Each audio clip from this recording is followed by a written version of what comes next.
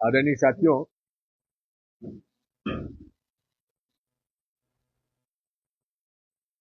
हमारे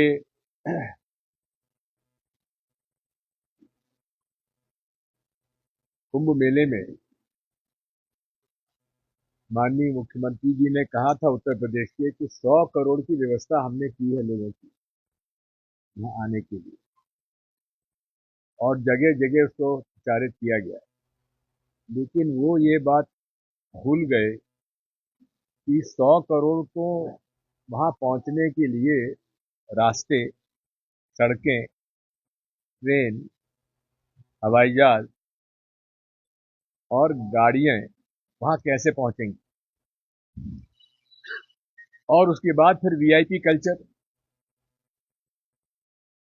मंत्री जी आ रहे हैं, प्रधानमंत्री जी आ रहे हैं, मुख्यमंत्री जी आ रहे हैं, सांसद आ रहे हैं, विधायक आ रहे हैं।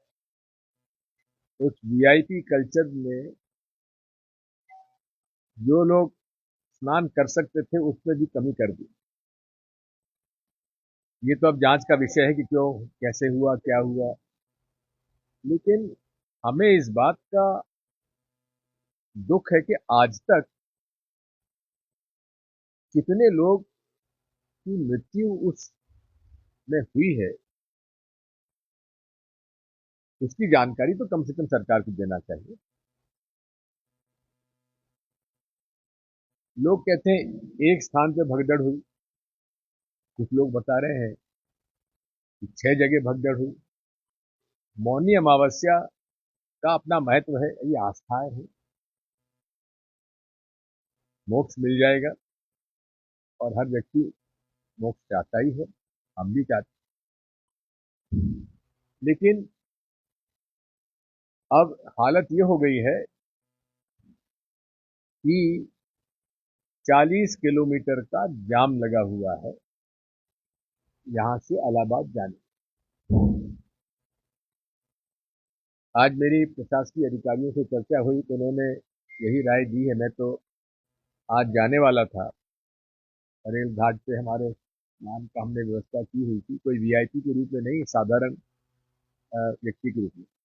मैं जब मुख्यमंत्री था तब भी मैं साधारण एक व्यक्ति के रूप में मैं पूरे परिवार के साथ मैंने स्नान नहीं किए। अब यही है कि उसमें अव्यवस्था और ना बिगड़े, यही हम यूपी के मुख्यमंत्री जी से अनुरोध करेंगे। और इसलिए मैं जब आज जाने वाला था, मैंने पता लगाया संभव नहीं है।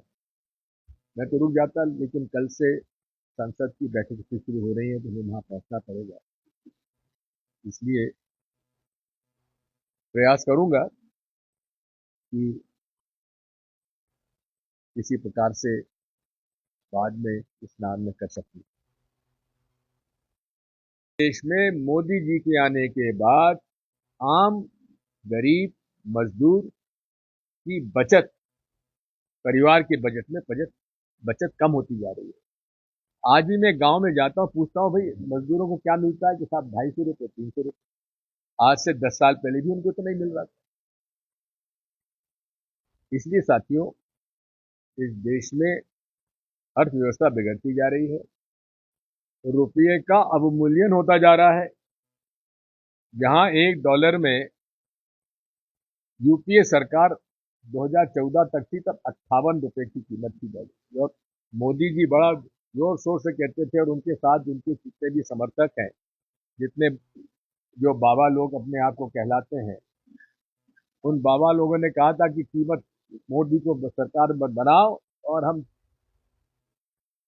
कीमतें कम कर देंगे, और साथ में डॉलर का भाव भी हम बढ़ने नहीं देंगे।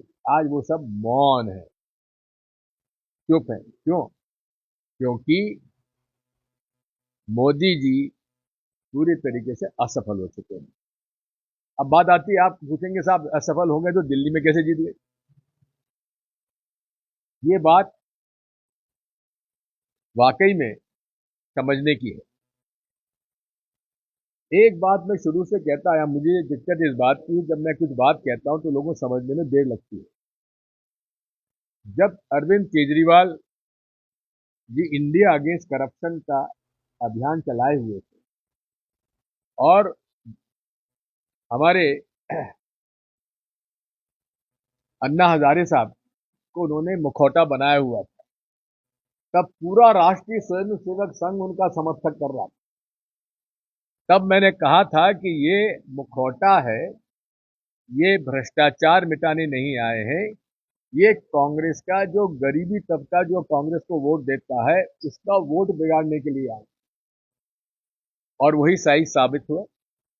हाँ, ऐसा कि नहीं, हाँ, हमने उनका समर्थन नहीं किया होगा। पहली बार जब मुख्यमंत्री बने तो उनके पास बहुमत नहीं था। कांग्रेस पार्टी के 8 लोग जीते थे। अरविंद केजरीवाल जी को मुख्यमंत्री बनाने में हम लोगों ने समर्थन दिया, उनकी सरकार बनवा दी। लेकिन हुआ क्या, पूरे दिल्ली के चुनाव में मोदी जी ने कहा कि अरविंद केजरीवाल ने शीश महल बनाया। शीश महल, पैसा किसका लगा? जनता का पैसा, आप सब हमारा पैसा लगा।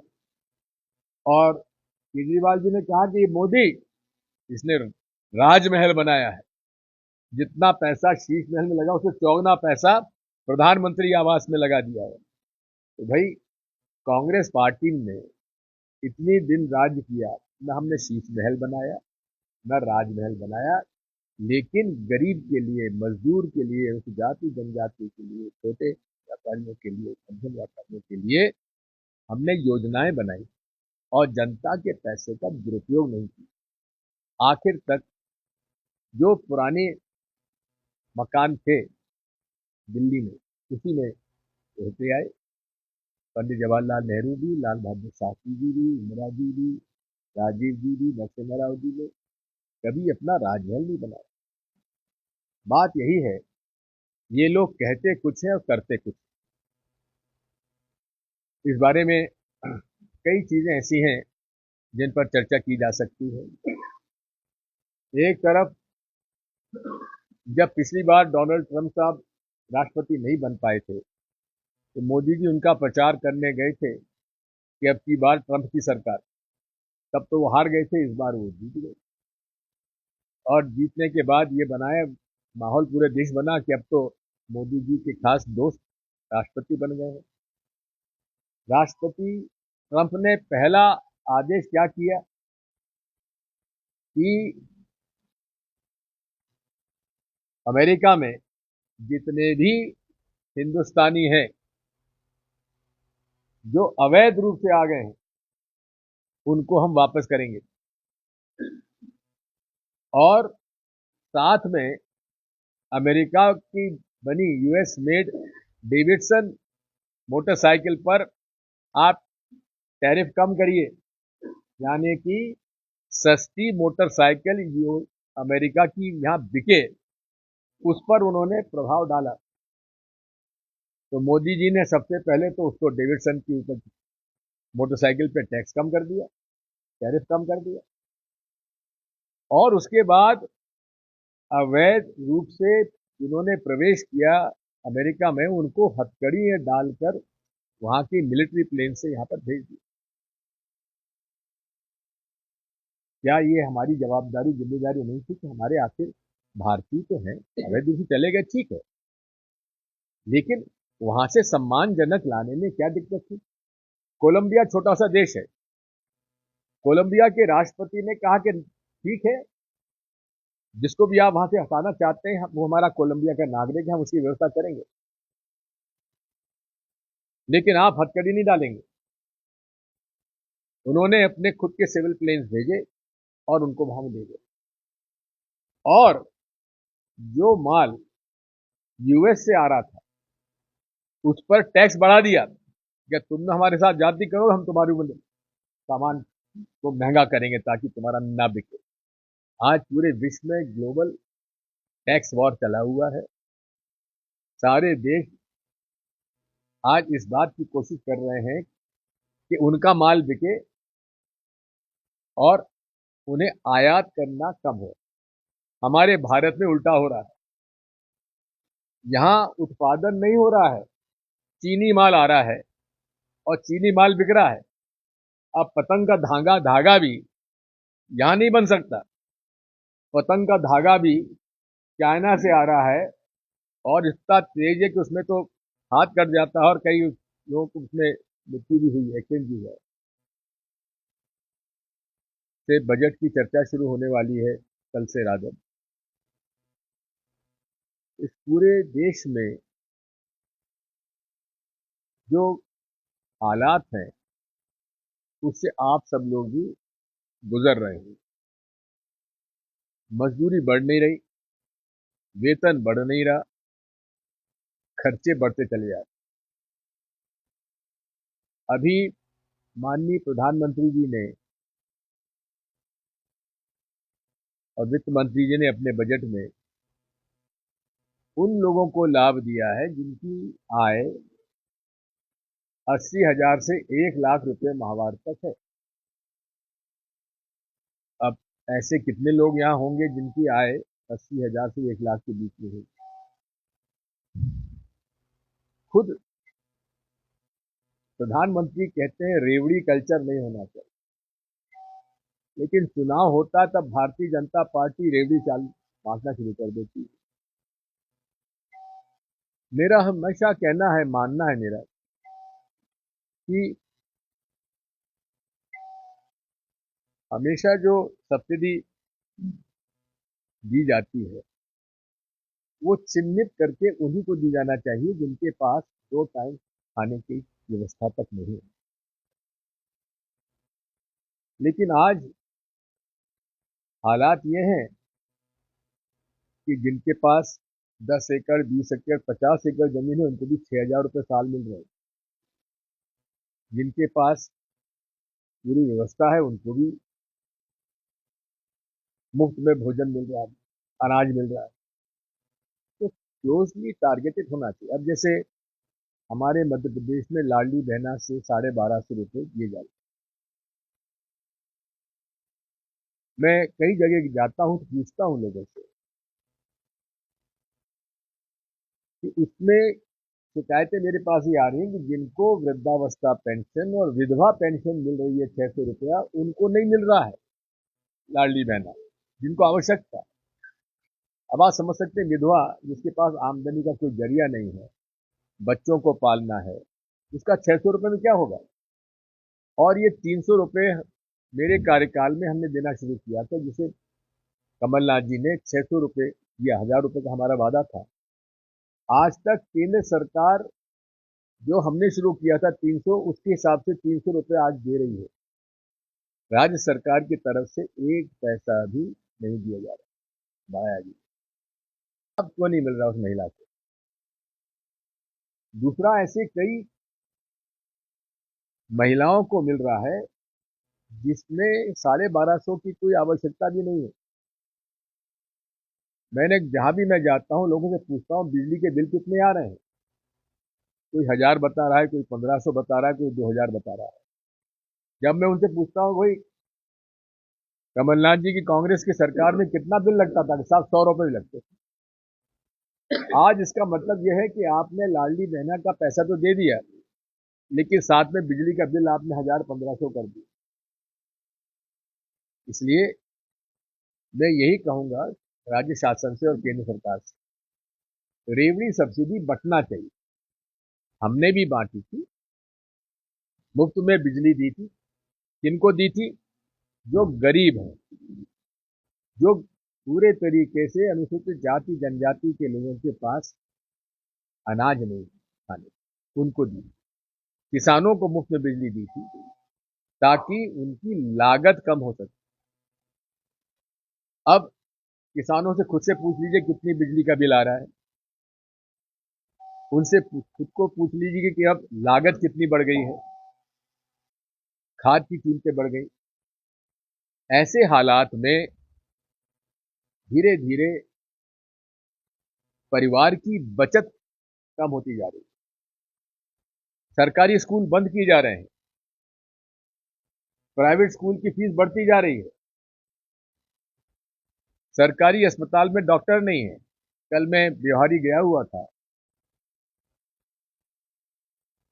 रामकिशोर शुक्ला जी हमारे स्पीकर रहे, हमारे साथ मंत्रिमंडल में, मंत्रिमंडल में मंत्री जी भी रहे। उनके 2 बेटे 4 दिन के अंदर चले गए। वहां पर मुझे बताया कि वहां बिहारी में 13 डॉक्टर की पोस्ट है, जिसमें केवल 2 डॉक्टर वहां काम कर रहे हैं। और सुरेन, जो कि बहुत ज्यादा उसकी उम्र नहीं थी, हमारी से छोटा था, 4 दिन पहले उनके भाई की मृत्यु हुई, 4 दिन बाद उसकी मृत्यु हो गई।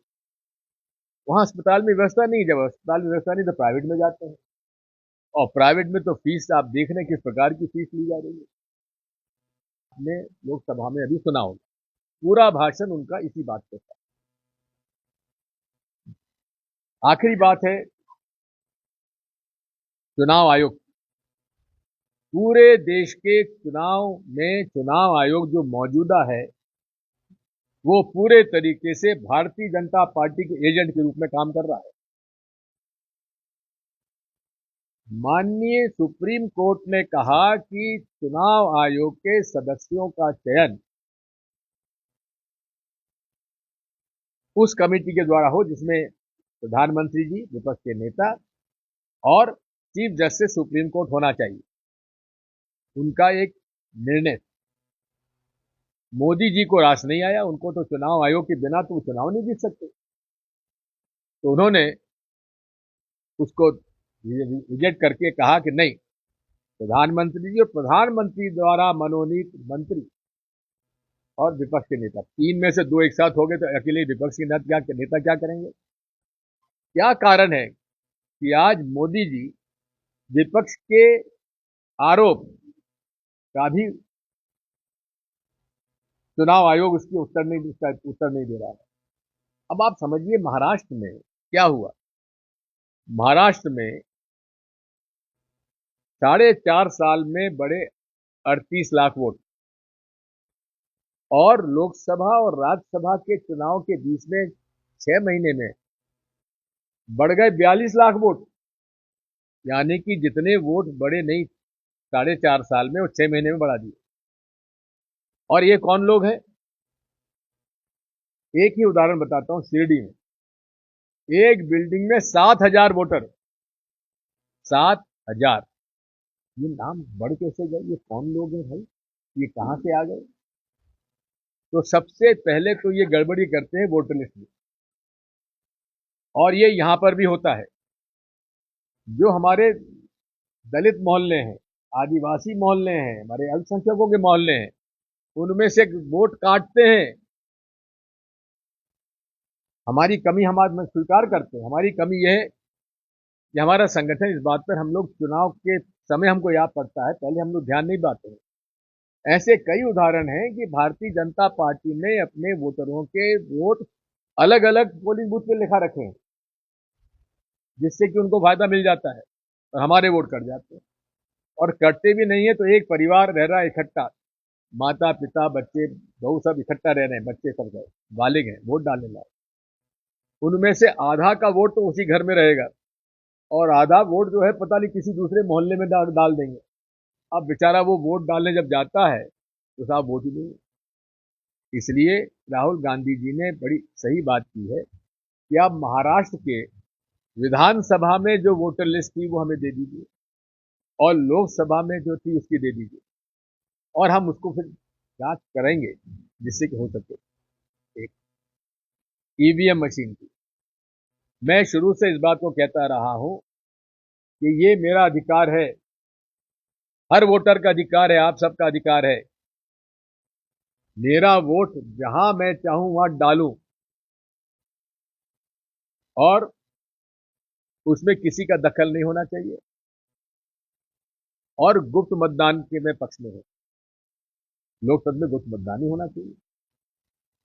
जिसको मैं चाहूं वहां वोट डालूं, और वो जहां मैं वोट चाहूं वो पड़े, दिखे नहीं, हमारे हाथ में हो, ताकि हम उसको देखकर तसल्ली कर लें कि हाँ भाई हमने जहां वोट चाहा वहां गिर गया। अभी क्या होता है ईवीएम में, अरे 7 सेकंड में दिखता, कई लोग तो देख ही नहीं पाते, इतने में गिर जाता है। अरे आपको क्या आपत्ति है? आप 7 सेकंड में गिरा देते हो, आप हमारे हाथ में दे दो मेरे भाई, और हम उसको मोड़कर और बैलेट बॉक्स में डाल देंगे। और तीसरा मेरा अधिकार है कि जहां मैं चाहूं वोट डालूं, जहां मैं वोट डालूं वहां पड़े, और जहां मैं वोट डालूं वो पड़े, और उसकी 100% गिनती होना चाहिए। लोग कहते हैं साहब बहुत टाइम लगेगा। अरे बिल्कुल टाइम नहीं लगेगा। काउंटिंग टेबल 14-16 टेबल लगाते हो, अरे 50 लगा दो। आप 20 काउंट राउंड करते हो, ये 8-10 काउंट में क्यों राउंड में पूरा हो जाएगा। ये केवल इस देश में, और इसके अलावा केवल 4 और देश है जहां की ईवीएम मशीन यूज हो रही है। बाकी सारी जगह बैलेट बॉक्स, बैलेट पेपर हो रहा है। यूपी में, यूएस में भी कई स्टेट, वहां के जो राज्य हैं, वहां वो जो बटन दबाते हैं कंप्यूटर पे देते भी हैं, तो उसकी रसीद उनको मिलती है। जिस तरह से हम जो मांग कर रहे हैं वो रसीद जाके बैलेट बॉक्स में डलती है और उसकी गिनती होती है। इसलिए मैं और हमारी पार्टी पूरे तरीके से पारदर्शिता चाहती है। लोकतंत्र की बुनियाद है निष्पक्ष चुनाव, और हम उसके पक्षधर हैं। कोई प्रश्न पूछना चाहता तो पूछिए। जी, देखिए बात यह है, इंडिया गठबंधन जो था वो राष्ट्रीय चुनाव के लिए हुआ था, और वो लड़ाई विचारधारा की थी। उस इंडिया गठबंधन में कौन लोग थे? जो भारतीय संविधान के समर्थक के साथ साथ वो महात्मा गांधी की विचारधारा के लोग थे, राम मनोहर लोहिया की विचारधारा के लोग थे, और लेफ्ट के लोग थे, जो इस देश में सांप्रदायिक सद्भाव, भाईचारे के पक्षपात, जो धर्म का उपयोग राजनीतिक हथियार के रूप में ना करें। इसलिए साथियों, वो गठबंधन राष्ट्रीय मुद्दों पर लड़ा गया था। जहां तक प्रांतीय मुद्दे होते हैं, वहां डिफरेंसेस होते ही हैं, क्योंकि हमने देखा है कि अरविंद केजरीवाल जी ने शीला दीक्षित जी के खिलाफ कितना दुष्प्रचार किया था, और आज पूरा दिल्ली इस बात को स्वीकार करता है कि इंदिरा हमारी शीला दीक्षित जी के 3 टर्म 15 साल स्वर्णिम युग था दिल्ली के लिए, जितना विकास हुआ। और अरविंद केजरीवाल जी ने उनको करप्शन करप्शन करते करते कहा कि हम इंडिया अगेंस्ट करप्शन, लेकिन सबसे ज्यादा भ्रष्टाचार के प्रकरण उन्हीं के परिवार, उनके उनके ऊपर और उनके मंत्रियों के ऊपर लगे। तो इसलिए इंडिया गठबंधन राष्ट्रीय मुद्दों पर लड़ा जाता है, उसके लिए है। बाकी प्रदेश में एक दूसरे के खिलाफ हम लोग अगर लड़ते भी हैं तो अपनी विचारधारा के आधार पर लड़ते हैं। विचारधारा की लड़ाई जहां तक है, उसमें आरजेडी, कांग्रेस और लेफ्ट मिलकर चुनाव लड़ेंगे, जहां तक मेरी जानकारी अभी। ठीक है। दूसरा आखिरी, आईडी, आईटी, ईडी और सीबीआई, ये उनका तीसरा हथियार है। पहला हथियार है धर्मांधता, दूसरा हथियार है इलेक्शन कमीशन ऑफ इंडिया और ईवीएम, वोटर लिस्ट, और तीसरा हथियार है ईडी, आईटी, सीबीआई। मैं तो 2 ही उदाहरण देता हूं मध्य प्रदेश के, और दोनों सीहोर जिले के। एक व्यक्ति पर ईडी का छापा डला, उसे ईडी का अफसर बोल रहा है तुम्हें कोई नहीं बचा सकता, राहुल गांधी भी नहीं बचा सकती। ये परिवार कौन है? जिसने कि उनके बच्चों ने गुल्लक भारत जोड़ो यात्रा में राहुल गांधी जी को दी। उनको कह रहा है कि राहुल गांधी तुम्हें बचाने नहीं आएगा, भाजपा ज्वाइन करो, भाजपा में शामिल हो जाओ। ये ईडी का अफसर साहू, जिसका हमने नाम जब रिपोर्ट की है पुलिस, उसकी वजह से उसने सुइसाइड नोट में लिखा है कि उसकी वजह से मैं आत्महत्या कर रहा हूं। उस पर मुकदमा आज तक पुलिस ने, सीहोर पुलिस ने दायर नहीं। दूसरा एक नकली पनीर बनाने का एक फैक्ट्री चल रही थी, जिसका कि मुझे बताते हैं कि पासवान परिवार से, चिराग पासवान और रामविलास पासवान के ज़माने से उनका अच्छे संबंध थे। कई बार उनकी फैक्ट्री बंद भी हुई, फिर चालू हो गई। मैं तो इस बात को कहूंगा कि कांग्रेस में हाँ कमजोरियां हो सकती हैं, हम स्वीकार करते हैं, लेकिन कांग्रेस ही वो पार्टी है जो विचारधारा की लड़ाई लड़ रही है। हमने कभी संघी विचारधारा के साथ समझौता नहीं किया। संघी विचारधारा क्या है? देश में नफरत फैलाकर हिंदू मुसलमानों को लड़ाओ और धर्म के नाम पर वोट मांगो। हमारा धर्म ने तो कभी ये नहीं कहा है कि नफरत करो लोगों को। अब तो प्रेम सद्भाव की बात करते आए हैं। सर्वधर्म सभी धर्मों का सम्मान करना, सर्वधर्म समभाव हम लोगों का मूल आधार रहा है। हमारे सनातन धर्म के अंदर नारे भी इसी प्रकार के लगते हैं, सबका कल्याण है, विश्व का कल्याण है। तो साथियों, हमारी आस्था जहां भी है, आस्था रहे, लेकिन उस आस्था को राजनीतिक हथियार के रूप में उपयोग नहीं होना चाहिए, क्योंकि धर्म जोड़ता है, राजनीति बांटती है।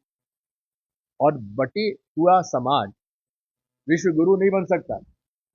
जब सब लोग मिलकर देश में प्यार मोहब्बत के साथ और संविधान के रास्ते पर चलेंगे तो देश आगे बढ़ेगा। आरएसएस शुरू से कहती रही है कि भारतीय संविधान जो है हिंदू विरोधी है। अरे भाई, कौन सा उसमें ऐसा प्रावधान है, आर्टिकल है जो प्रियम्बल है?